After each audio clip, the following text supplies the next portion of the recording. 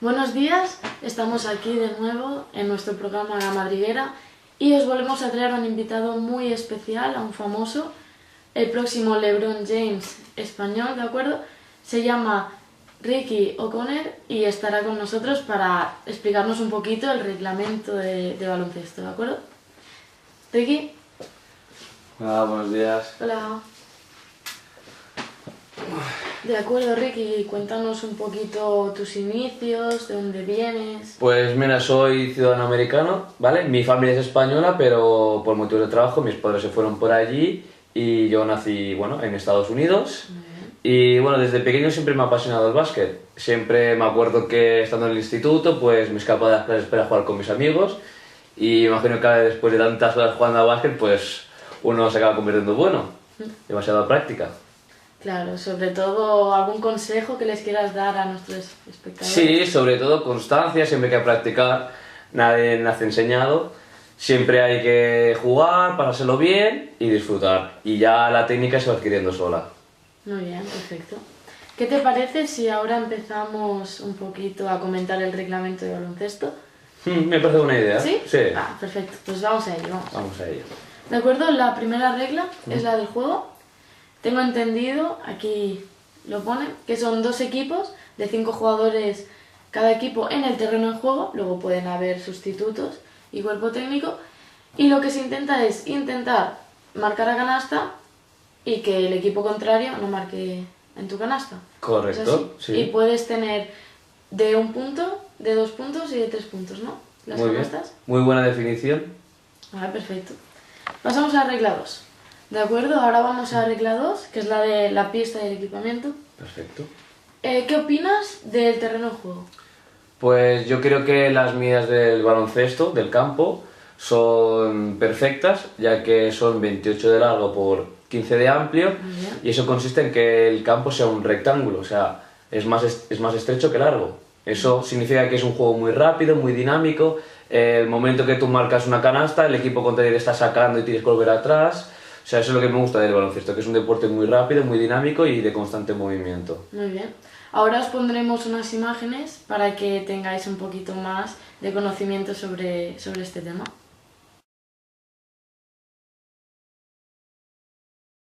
En el equipamiento, las unidades de contención más importantes, ¿de acuerdo? Son la canasta, los tableros y los soportes del tablero. Correcto. ¿Me equivoco o no? No, no te equivocas. Perfecto. Ahora os pondremos una imagen para que lo tengáis todo un poquito también más claro.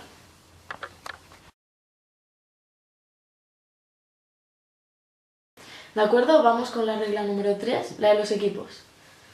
Empezamos por los equipos. ¿Cuándo un equipo es apto para jugar? Cito textualmente, ¿de acuerdo? Un miembro de equipo es apto para jugar cuando se le ha autorizado para jugar con un equipo de acuerdo a las normativas, incluyendo las que regulan los límites de edad del organizador de la competición.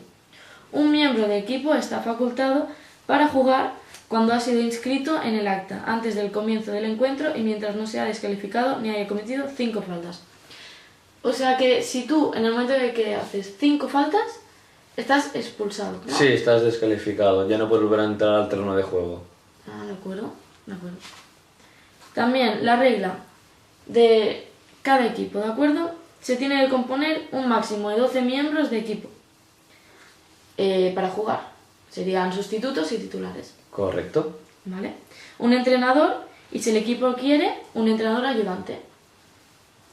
Un máximo de 7 acompañantes que pueden sentarse en el banco del equipo y desempeñar responsabilidades especiales como delegado, médico, fisioterapéutica, etc. Sí, correcto, pueden estar, pero acordémonos siempre que tienen que estar inscritos en el acta. En el acta. Exacto. Si no están inscritos, no podrían. No puede entrar ninguna persona de fuera. De acuerdo. ¿Sabrías decirme los uniformes? Sí. La camiseta tiene que ser del mismo color dominante, tanto por delante como por detrás. Se permiten los uniformes de una sola pieza. Importante que mucha gente no respecta es que todos los jugadores deben llevar la camiseta por dentro y, si no me equivoco, sería todos los uniformes. Faltan los pantalones cortos, que tienen que ser del mismo color dominante de la parte delantera y de la trasera. Y los calcetines también tienen que ser del mismo color. Vale, sí, se me había olvidado eso. Correcto. ¿Qué se permite utilizar? Se permite utilizar mangas de compresión, siempre del mismo color dominante que la camiseta. Medias de compresión, siempre del mismo color del pantalón dominante, ¿de acuerdo? Si hay la superior, que te llega como mucho hasta por encima de la rodilla, y la inferior, que te llega por debajo de la rodilla. No se permite ninguna manga de compresión que ocupe toda la pierna.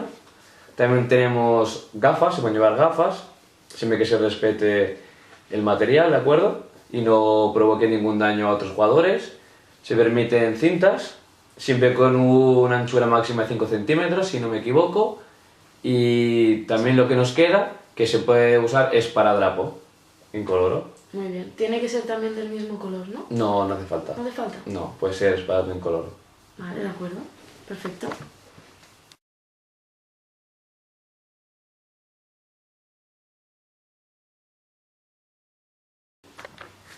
¿Y alguna máscara o algún...? Sí, ahora que lo mencionas, sí, también podemos usar protectores bucales y máscaras faciales. Y también podemos usar refuerzos o rodilleras para las rodillas. Perfecto.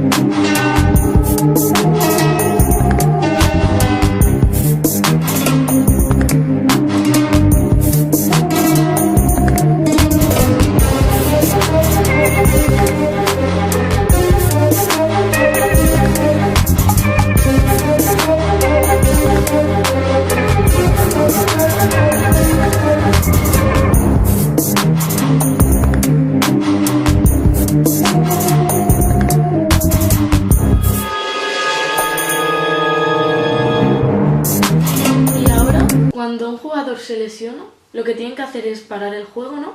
Sí. Y luego reanudarlo. Claro, siempre hay que tener en cuenta la salud de los jugadores. Si ven que algún jugador está muy mal y tal, lo que debe hacer el árbitro es parar el juego, encargarse de que vayan a socorrer al lesionado y luego se volvería a reanudar otra vez el juego. Perfecto. Vamos a otro punto. Vale, perfecto. De acuerdo, ahora nos centramos en el tema capitán.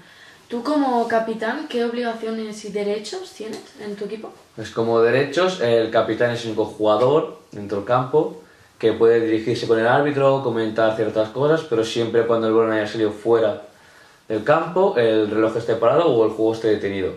También como obligaciones tenemos firmar el acta y si en algún momento el equipo no está conforme con el resultado del partido, el capitán deberá firmar en el acta en un apartado que pone capitán firma en protesta, ¿de acuerdo? O sea, en protesta del resultado. Y más o menos estas serían las características básicas de los derechos y obligaciones de un capitán. Vale, perfecto. Ahora nos centramos un poquito más en el tema de entrenadores. El entrenador es, si no me equivoco, el que más o menos representará al equipo. Correcto. ¿No? Y tiene que firmar el acta antes de empezar a jugar, unos 10 minutos antes, y luego también al final del partido. También si hay un entrenador y luego está el entrenador asistente, el que le está ayudando, solo se le permitirá a uno de ellos estar levantado todo el partido, si no me equivoco. Sí, solo puede estar uno, o está el principal o está el asistente. Los dos de pies no pueden estar. Vale, perfecto. De acuerdo, ahora nos centramos en la regla 4, el reglamento del juego. El tiempo de juego, el tanteo empatado y los periodos extra. Vale. Si no me equivoco, son 4 periodos de 10 minutos cada uno. Correcto. Y hay 20 minutos antes de la hora programada para iniciar el partido. Para mirar el acta, sí. Supongo. Y entre el segundo y tercer periodo hay unos 10 minutos de descanso que los jugadores podrán dar charlas sobre el partido, volver a calentar, comentar cosas que han sucedido durante el encuentro. Y entre el primero y el segundo hay 2 minutos de tiempo, ¿no? Correcto. Vale, perfecto. Vamos ya en el comienzo y final de un periodo en el partido. Vale, el inicio de un partido, en el círculo central se pondrán dos jugadores del equipo y se pondrá el árbitro en medio, ¿de acuerdo? Con el balón.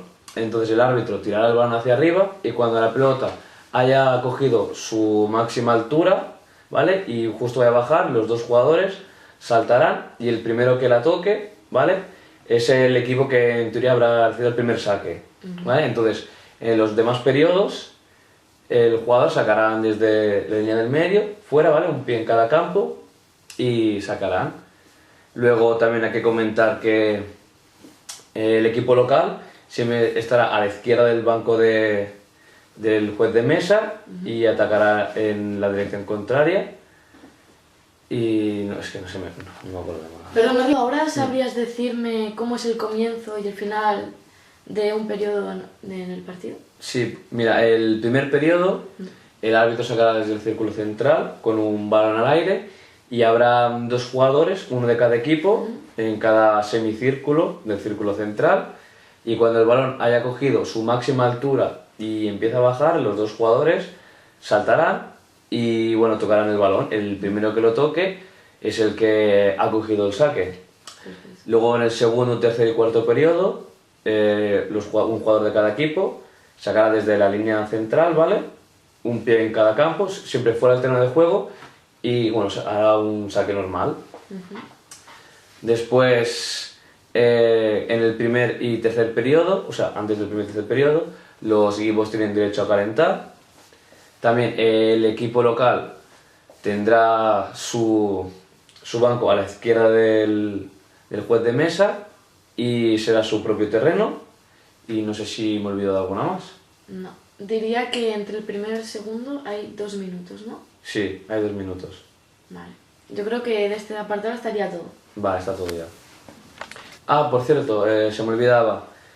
Durante la segunda mitad los equipos intercambiarán las canastas, ¿de acuerdo? Y siempre en un periodo extra o partido finalizará cuando suene la señal del reloj, muy importante. ¿De acuerdo? Perfecto. Si yo, por ejemplo, tiro a canasta, pero antes, o sea, tiro después de que suene a canasta, pero claro, la pelota ya está en el aire y entra.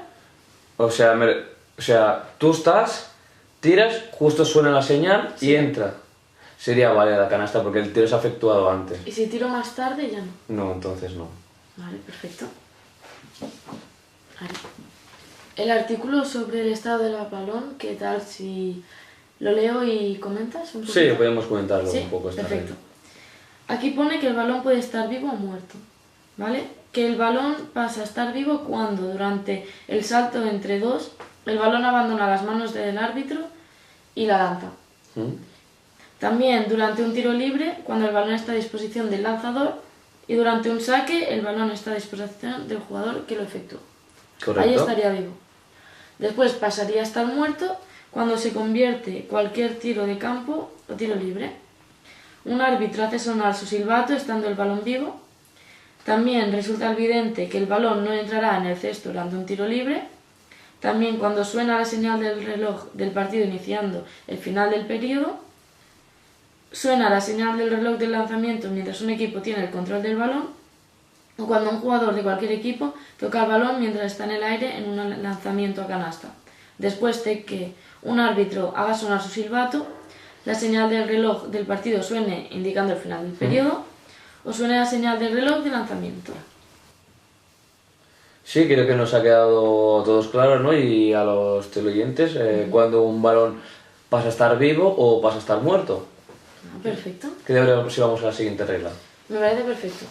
¿De acuerdo? ¿Y nos podrías explicar un poquito cómo es el salto entre dos? Sí, te explicaré cómo se efectúa sobre todo el saque inicial, ¿vale? En el primer periodo. Tendrá el árbitro en el balón, en el círculo central, y dos jugadores de cada equipo, o sea, un jugador de cada equipo, en total 2 jugadores, se pondrán en el semicírculo central y el árbitro elevará el balón, ¿vale? Tirando el balón hacia arriba, y cuando este haya cogido su máxima altitud, los 2 jugadores saltarán, intentar palmear, sobre todo importante, palmear, ni coger ni pegar, no, sino un pequeño palmeo en el balón y intentar que alguno de su equipo lo coja, ¿vale? Ha habido situaciones que uno gana el salto pero le da mal el palmeo y lo coge uno del equipo contrario. También hay que especificar que se llama balón retenido cuando uno o varios jugadores tocan el balón con la mano y pues, o sea, que no se puede jugar, o sea, en plan nadie tiene el control del balón, ¿vale? Se inhabilita el juego y entonces se llama balón retenido. Importante, cuando un jugador toca el balón en el palmeo, o sea, en el salto, no lo puede tocar dos veces. Si lo palmea dos veces es una infracción. Y siempre es con un pie pegado justo en la línea central, ¿de acuerdo? Y siempre en dirección en la canasta que se va a atacar. Y creo que eso es todo lo que hay que comentar sobre el saque inicial. Perfecto, muchas gracias.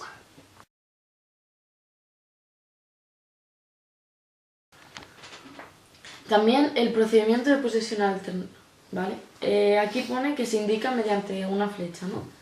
Una flecha que se pondrá al equipo que tenga la posesión, ¿no? Sí, claro, cuando la flecha indique la dirección que ataca un equipo, ¿vale? Cuando haya alguna refriega o que se vaya a explotar algún balón, la posesión del balón irá para ese equipo. Una vez que haya tenido el balón ese equipo, la flecha se cambiará hacia el otro equipo, ¿de acuerdo? De acuerdo. Pues vamos ya al cómo se juega el balón. Sí, bueno, como todo el mundo sabe, el baloncesto tienes que ir botando el balón, ¿vale? Lo que uno no puede hacer es coger, ¿vale?, el balón y correr con él, que interceptar balones con la pierna o con cualquier parte del pie, tampoco se puede pegar puñetazos a la pelota, ¿de acuerdo? Creo que esto es importante. Bastante. Sí, y creo que es todo sobre esta regla.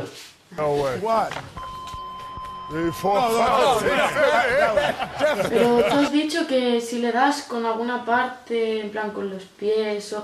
Sí. Es falta. Pero ¿y si lo haces de manera involuntaria? No, si es involuntario no se considera como falta, tiene que ser de manera intencionada, ¿de acuerdo? Si un jugador tira el balón o intenta hacer un pase y le toca el pie porque estás corriendo y tal, claro, eso es de manera accidental. Otra cosa es que tú intentes cortar o evitar que pase un contrario con el pie chutando el balón. Entonces eso ya sería falta. Sí, sería una infracción.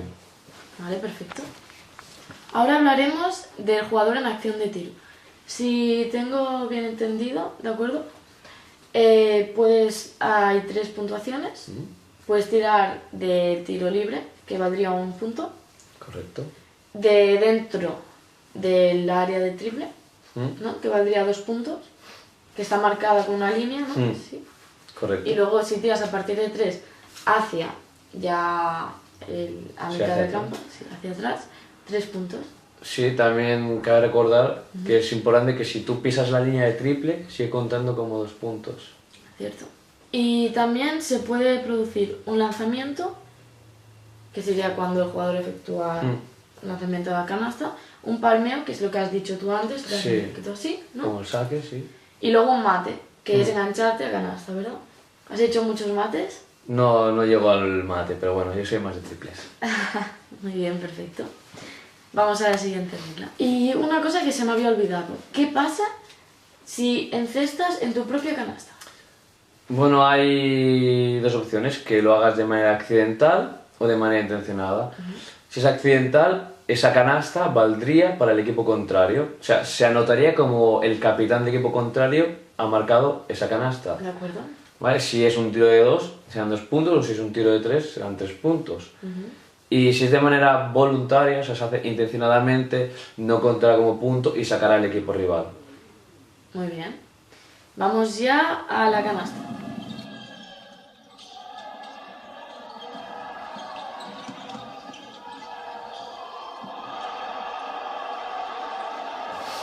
Ahora vamos al saque, ¿de acuerdo? Un saque se efectúa cuando la pelota sale por las líneas de fuera, ¿no?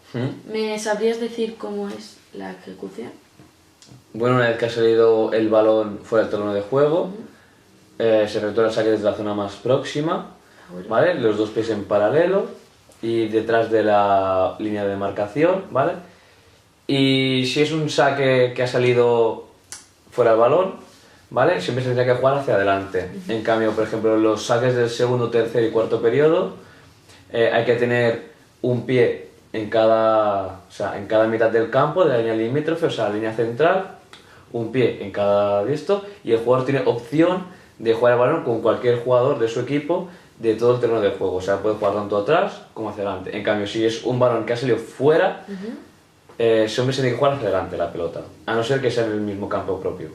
De acuerdo. Perfecto.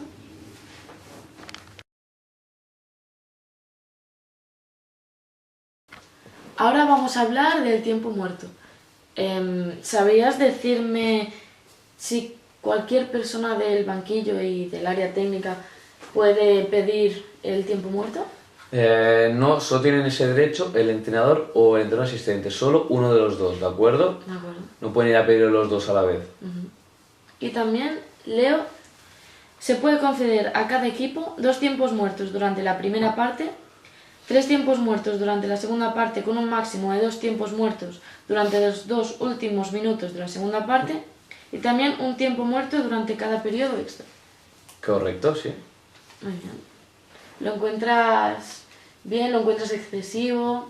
¿Demasiado poco? No, yo lo encuentro bien porque, claro, un entrenador tiene que saber decir a su equipo en un minuto esas cosas para arreglar ese periodo. Si se alarga demasiado, pues los jugadores bajarían rendimiento, bajarían pulsaciones, serían el partido. En cambio, con esta acción, ¿de acuerdo? Con este tiempo muerto, uno consigue que explicar lo esencial y sigue otra vez al campo. Bueno, cabe recordar que el tiempo muerto empieza cuando suena la señal del anotador y acaba cuando vuelve a pulsar la bocina. Muy bien, perfecto. Bueno, ahora hablamos un poco de sustituciones, aunque tampoco es que te sustituyan mucho, ¿no? No te hacen descansar mucho a ti. No, pero la verdad es que me gusta ser una parte esencial de mi equipo. Siempre, claro, hay que tener un descanso, uno no puede aguantar 40 minutos corriendo arriba y abajo y viene bien de vez en cuando un pequeño descansillo, pero sí, normalmente suelo jugar bastante en el equipo. ¿Nos podrías explicar el procedimiento de las sustituciones? Sí, el procedimiento es que el jugador que va a entrar al campo, ¿vale? Es el que tiene que ir a las mesas oficiales y comunicar por qué jugador se va a cambiar, ¿vale? No lo puede decir ni el entrenador, ni el entrenador asistente, ni nadie de la técnica, simplemente el jugador que vaya a ser al terreno de juego. Y le comunicará, ¿vale? Mediante señales o se sentará en la silla que hay y por el jugador que va a ser cambiado. Luego, cuando el balón salga fuera, ¿vale? Se efectuará el cambio. Saldrá primero el jugador que está en el terreno de juego y entrará el jugador que va a entrar. Y creo que esto es todo lo que hay que comentar. Y, por ejemplo, yo soy una jugadora y quiero salir a jugar. Mi entrenador no me ha dicho que salga, pero yo quiero salir.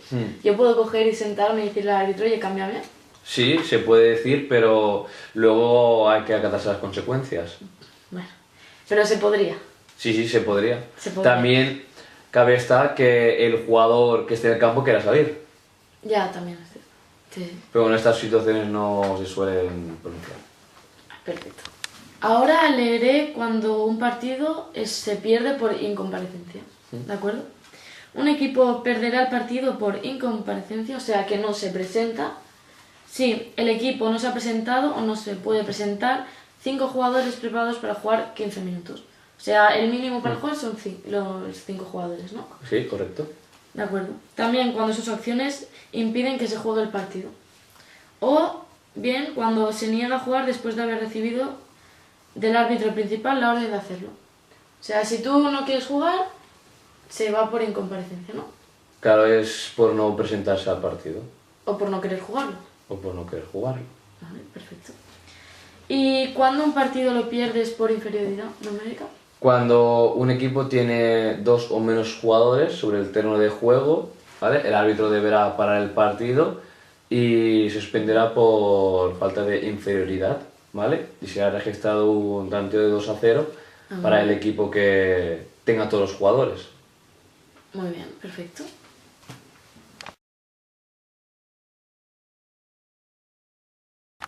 Ahora nos centramos también en el tema de las violaciones.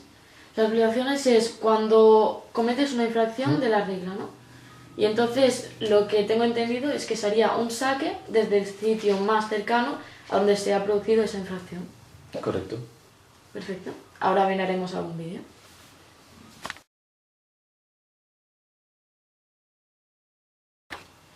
Después de haber visto este vídeo, miraremos otro donde el árbitro es un poquito peculiar, ¿de acuerdo? Vamos allá. Vamos a ello. Te vuelve el alma al cuerpo. Igual te prefiero acá al lado. ¡Uy, Cox! ¡Mire Melaro! Cox. Cubillán. A este no hace falta decírselo. David Rosca anota. Venezuela trepa 68 y se pone a 4. Palo y palo y palo, Me ¿eh? encanta. A 4 puntos nada más y restan 56. Golpe a golpe, piña a piña. Se están destrozando Venezuela y Argentina. La marca, ¿no? Porque siguen siendo 2 posesiones. 50. Campazo. Luis. Uy, ¿a dónde van todos? Escola y... Corto. Corto. Escola la pierde, recupera. Nocioni. Mirá vos, ¿Qué justito. pelota fue. recuperó Escola? Nocioni. Impresionante. Campazo. Tiene que 35. apretar. Tiene que apretar Venezuela. No le dé la falta No. técnica, pero no le den la falta técnica. Que los jueces no se metan en el partido, señores. Por más que el Banco de Venezuela diga lo que diga, los jueces tienen que mirar para otro lado y que el partido lo definan los jugadores, señores. Un papelón. Absolutamente de acuerdo. Los jugadores están dando, como decíamos, golpe a golpe, palo a palo. Una pena, ¿eh? Y es una pena terminar así. No. Esto de ser protagonistas por parte de algunos árbitros es un papelón, señores. Semejante partido con tanto en juego y que un pito pueda definir un partido es un papelón. Nocioni. Adentro el tiro de premio y del costado repone la Argentina. Bueno, siguen Aparte siendo le dan- 2 posesiones. Sí, pero le da 24 segundos a Argentina, Sí, ¿no? sí. O sea, es una ventaja, un detalle importante. Carino, Chapo. Nocioni, corta con falta Cubillán, otra vez Chapo a la línea. 73 para la Argentina, 68 para Venezuela, con 28 segundos para el cierre. Qué lástima, porque lo desvirtúa el partido, ¿no? 35. Tiene que apretar Venezuela. No le dé la falta No. técnica, pero no le den la falta técnica. De acuerdo, ¿y sabrías decirme qué es el avance ilegal? El avance legal es el movimiento ilegal de uno o ambos pies en cualquier dirección, ¿vale? Mientras un jugador sostiene un balón vivo dentro del terreno de juego. Si se efectúa bien, se llamaría un pivote, ¿vale? Pivote es cuando se mueve un pie, ¿vale? En cualquier dirección, ¿vale? Mientras el otro pie, más comúnmente llamado pie de pivote, está fijo sin moverse, ¿de acuerdo? Y protegiendo el balón siempre, ¿no? Esto sería Sí, no. defensivamente. Bueno, sí, puede ser defensivamente o ofensivamente. Eso depende de la situación del partido. de acuerdo. Que yo puedo pivotar, ¿vale? Intentando esquivar un balón, o puedo pivotar intentando lanzar o buscar algún pase. Perfecto. Ahora las reglas de los segundos. Si tengo bien entendido, son 3 segundos que tienes para estar dentro de la botella, ¿no? Luego tienes que salir, Sí. si no sería falta, Muy una bien. infracción. Luego tienes 5 segundos si estás marcado por otro jugador, tienes que o pasarla o botar. Sí. Y Muy luego 8 segundos para pasar de tu campo al campo contrario, ¿no? Sí, para muy atacar. bien. Muy bien explicado. Vale, perfecto. Vamos con otra regla. ¿Sabrías decirme la regla de los 24 segundos? Sí, un equipo dispone de 24 segundos para lanzar a canasta, ¿vale? Si han pasado los 24 segundos, se evitaría posesión y sacaría al equipo contrario. En cambio, si un equipo, antes de los 24 segundos, tira a canasta y toca al aro y vuelve a coger el balón, el equipo dispondrá de 14 segundos adicionales para volver a tirar. En cambio, si un equipo lanza, toca tablero o no toca nada, la cuenta seguirá en marcha. ¿De acuerdo? ¿A ti te han pitado alguna vez estos 24 segundos? Sí, claro. Sí. Hubo un momento que he intentado tirar la canasta y estaba cubierto o tal, y no he podido, pues jugando con el equipo, intentando buscar algún hueco, nos han llegado a pitar los 24 segundos. Muy bien. ¿Y el balón devuelto a pista trasera, o como se conoce más coloquialmente, campo atrás?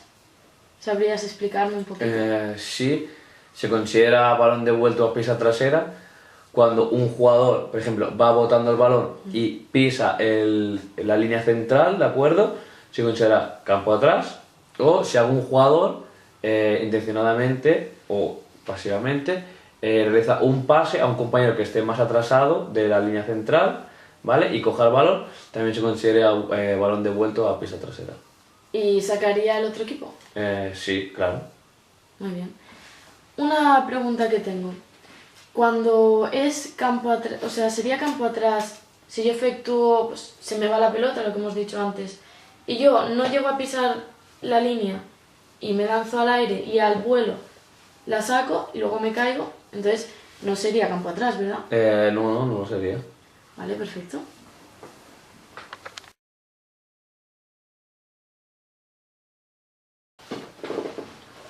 ¿Y sabrías decirme en qué consiste la pantalla? Sí, una pantalla es un movimiento que se realiza para impedir o atrasar que un jugador contrario sin balón se desplace por el terreno de juego.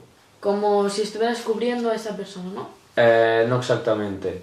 Por ejemplo, puede ir un compañero mío, entrar a la canasta, yo me pongo estáticamente, ¿de acuerdo? Pues si un jugador contrario viene a por él, ¿vale? Yo en el sitio, pues me coloco, sitio, ¿vale?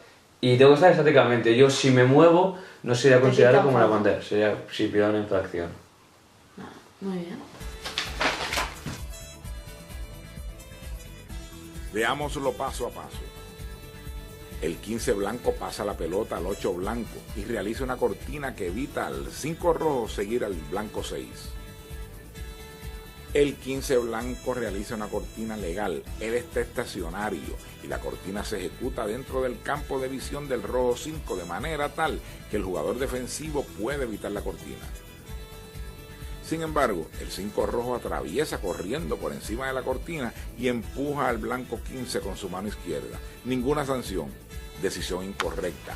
Un foul. Y también la carga sería el contacto ilegal con o sin balón de una persona, ¿no? Que efectúa un choque contra el contrario, con el torso. Sí, que es comúnmente llamado el placaje, ¿no? Ajá. Yo veo que un jugador, por ejemplo, sin balón, va a por mi compañero y yo intento hacer una pantalla, ¿vale? Te mueves, ¿no? Pero me muevo y le doy. Hemos dicho que una pantalla es estáticamente, una carga es en movimiento, choque en movimiento. Esa es la diferencia básica, ¿no? Sí, la diferencia La pantalla básica, es sí. estático y la carga es en movimiento. En movimiento. ¿Qué te parece si vemos algún vídeo para que nos quede más claro? Sí, podríamos ver algún vídeo. Vale, perfecto.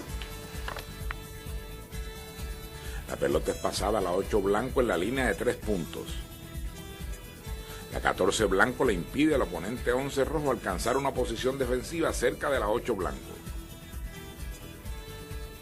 La 14 blanco se mueve cuando la 11 rojo está intentando pasar por ella y es la jugadora ofensiva que causa el contacto ilegal. La blanco 8 consigue una posición buena para un lanzamiento de 3 puntos. La cortina ilegal no es sancionada por los árbitros, decisión incorrecta. Y lo más importante de la regla 6, que es la que estamos diciendo anteriormente, es el cilindro. Una persona tiene que estar, no puede salir de su cilindro. Sería más o menos traste, ¿no? Con las piernas un poquito semiflexionadas, los brazos así. Y si yo hago así ya y salgo mi cilindro sería falta, ¿no? Sí, claro, siempre que toques a tu adversario, ¿vale? Sería cometido una fracción. Claro, recordemos que es una posición defensiva, ¿vale? Hay que estar estáticamente, ¿de acuerdo? Yo me voy moviendo, intentando tapar al contrario.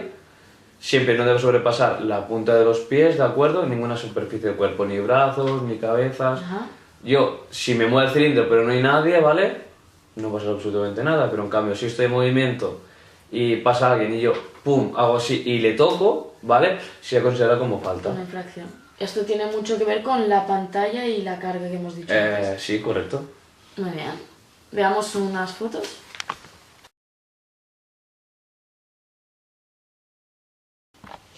De acuerdo, ahora pasaremos a las faltas personales. Tengo entendido que una falta personal es cuando un jugador comete una ilegalidad, un contacto ilegal, contra el adversario. Esté el balón vivo o muerto, ¿es cierto? Muy bien, sí, cierto del todo. ¿Y me podría explicar qué es la doble falta? ¿En qué consiste? Sí, la doble falta es cuando dos contrincantes, ¿vale? Se hacen una falta personal mutuamente. O sea, para poner un ejemplo, es como si tú y yo nos hiciéramos una falta, ¿de acuerdo? A la vez. A la vez. Vale. Entonces, o sea, simultánea. Entonces el árbitro, pues, pondría una infracción a cada uno, ¿de acuerdo? Y se reanudaría el juego. Vale, muy bien. Pasamos ahora a lo que sería la falta de técnica. Lo leo así por encima porque tampoco sé mucho de baloncesto. No te preocupes. Aquí pone que el correcto desarrollo del juego exige una cooperación leal y total por parte de los jugadores y el personal de banco del equipo con los árbitros, oficiales de mesa y comisarios, si lo hubieran. Se considera una falta técnica cualquier falta de cooperación o desobediencia deliberada o reiterada al espíritu o propósito de esta regla. Vamos, entendemos como si el entrenador cometiera una infracción, ¿no? Sí, por ejemplo, hubo un caso en un partido que el entrenador sacó a 6 jugadores a jugar, a ver si en plan el árbitro no se daba cuenta y tal. El juez de mesa paró, avisó al árbitro, entonces se dieron cuenta que había 6 jugadores y amonestaron al entrenador con una falta técnica. Vale, muy bien.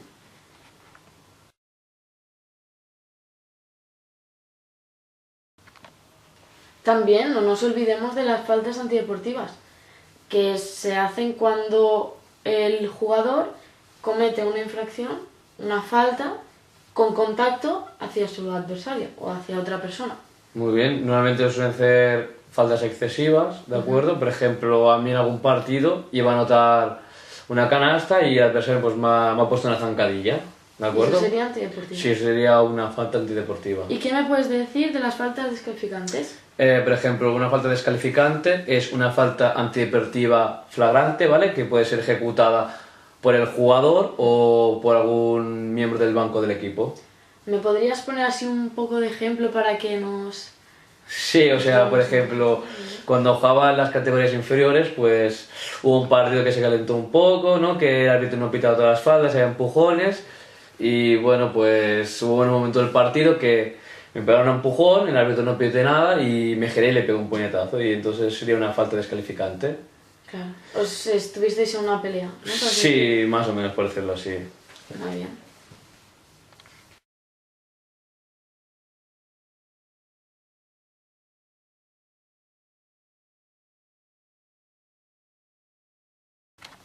Entonces, después de la falta descalificante esta que me has dicho tú, luego pone enfrentamiento, ¿no? Entonces eso sería cuando hay 2 personas o más que están peleándose, ¿no? Sí, cuando se produce algún enfrentamiento, bueno, todo el mundo tiene que permanecer en su sitio. Por ejemplo, los jugadores que están en el banquillo no pueden salir, solo pueden ser el entrenador o el ayudante del entrenador, pero para separar el enfrentamiento. Si salen y no ayudan a resolver el conflicto, entonces se le caería una buena sanción al equipo. Muy bien.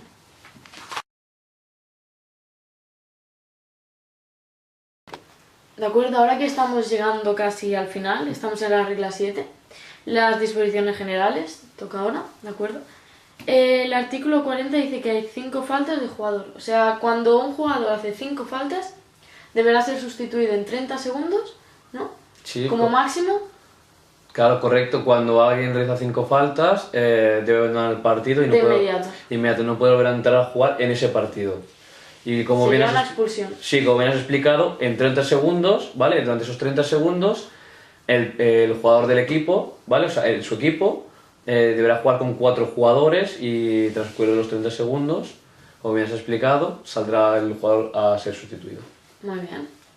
¿Y qué me puedes decir de las faltas de equipo? Sí, las faltas del equipo es un conjunto de todas las faltas que realiza cada jugador. Por ejemplo, yo si realizo una falta, irá a faltas de equipo. Si tú fueras mi compañera y hago 2 faltas, por ejemplo. Sí, haces 2 faltas, sumarían 3 faltas al equipo, ¿vale? Cuando el equipo lleva 4 faltas, entran bonus, ¿de acuerdo? Esto significa que a la 5ª falta que se realice, el equipo contrario tendrá derecho a un tiro libre. Ajá. Y si, por ejemplo, hacemos 7 faltas de equipo, tendríamos 3 tiros libres, ¿no? El del 5, el del 6 y el del 7. Correcto. Muy bien, ya lo voy pillando. Poco a poco.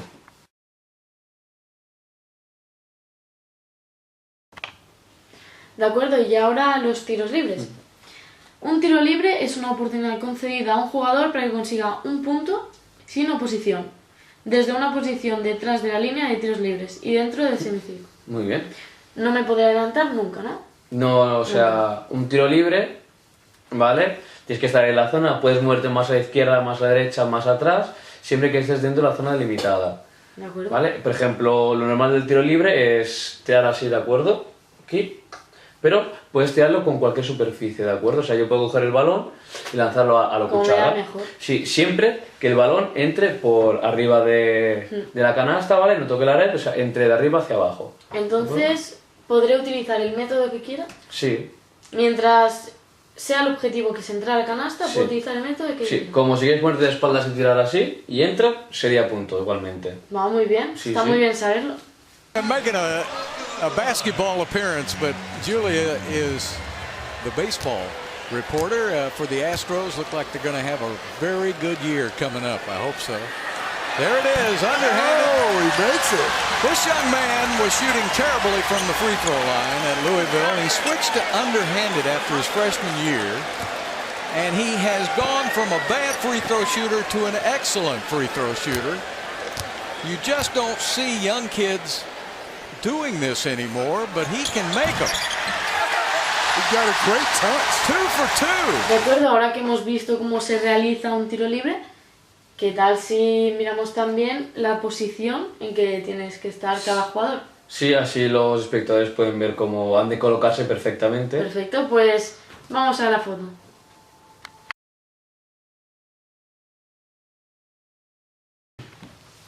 Ahora los errores rectificables. Un árbitro puede corregir un error si se ha ignorado involuntariamente una regla exclusivamente en alguna situación mientras está efectuando, pues, mientras están jugando los jugadores, ¿no? Sí. Y puede también coger y conceder o anular puntos por haber cometido ese error. Sí, por ejemplo, alguien que encesta de 3 y luego se ve que no, que ha sido de 2, pues imagino que el árbitro debe ir y debe quitar un punto. ¿A ti te ha pasado alguna vez? Pues que yo me acuerde, pues no, la verdad que no me ha pasado nunca. ¿Has tenido suerte? Sí, he tenido suerte, que no se fijara.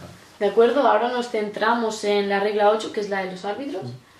Y cito, los árbitros serán un árbitro principal, uno o dos árbitros auxiliares, depende de la competición y de si el árbitro lo requiere. Serán ayudados por los oficiales de mesa y un comisario, si lo hubiera, que también depende de la competición, ¿no? Perfecto. Los oficiales de mesa serán un anotador, un ayudante de anotador, un cronometrador y un operador del reloj de lanzamiento. El comisario se sentará entre el anotador y el cronometrador. Y es básicamente supervisar el trabajo de los oficiales de mesa y ayudarlos, pues, en lo que haga falta. ¿Podrías decirme cuál es el equipamiento de un árbitro? Sí, te llevar una camiseta de árbitro, depende de la competición o de la liga, sea de un color u otro, pantalones negros largos, zapatillas de básquet negras y calcetines negros. Vale, perfecto. Sí. Ahora nos centramos en uno de los más importantes, por así decirlo, si no es el más, que es el árbitro principal del partido. El árbitro principal inspeccionará y aprobará todo el equipamiento que se utilizará durante el partido. También es lo mismo, ¿no? Pasar revisión. Si yo no puedo jugar con pendientes ni nada. No, yo me tengo que quitar los pendientes para poder jugar. Pendientes, cadenas... Perfecto. Aquí también pone que el árbitro elegirá el balón de juego entre los dos balones usados que por lo menos proporcionará el equipo local. En caso de que ninguno de estos dos balones sea adecuado con el balón de juego, puedes coger el mejor balón disponible. O sea, el árbitro... Sí, como equipo local proporciona dos balones al árbitro, el árbitro puede comprobar las características y el que encuentre que está en mejores facultades para jugar, pues se juega con ese balón. Perfecto. Normalmente no suele haber muchos árbitros tiquismiquis. Ni problemas. No, y normalmente los balones suelen estar en buenas condiciones. No es eso que digamos que no le gusta ningún balón para muy jugar. deteriorados, ¿no? No. Normalmente suelen ser bastante permisivos estas bien. cosas. Perfecto. Ahora vamos al anotador y el ayudante de anotador. Serán los que se encargan de tener el acta a punto y guardar el registro, ¿no? De esta misma. ¿Y el cronometrador, sabrías explicarlo?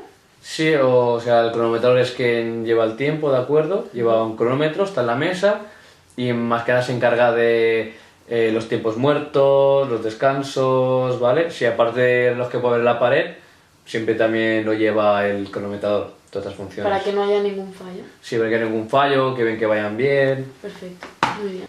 Bueno, chicos, esto es todo por hoy. ¿Podrías dedicarnos unas palabras, por favor? Sí, está bien volver a mi país natal a ver aquí a programas, me he divertido mucho combinando el reglamento, viendo todas estas imágenes, fotografías, porque hay que recordar que hemos leído el reglamento de la ACB y ahí en Estados Unidos se juega la NBA. En otra ocasión, si quieres, me invitas y comparamos las pequeñas diferencias que hay. Estaremos deseando de poder tenerte aquí otra vez, a ver si ya ganáis algo importante. Sí, estoy esperando a ver que me llame la selección española, porque aunque soy zona-americano también tengo doble nacionalidad y me gusta más este país que el de allí. Entonces, si pudieras escoger, ¿escogerías España? Cogería España. Muy Correcto. bien. Bueno, pues Ha sido un placer, igualmente. nos vemos a la próxima, encantado de estar en el programa y buenas noches. bueno, esto es todo por hoy, espero que os haya gustado mucho y que hayáis disfrutado y acordaros darle likes y hasta otra.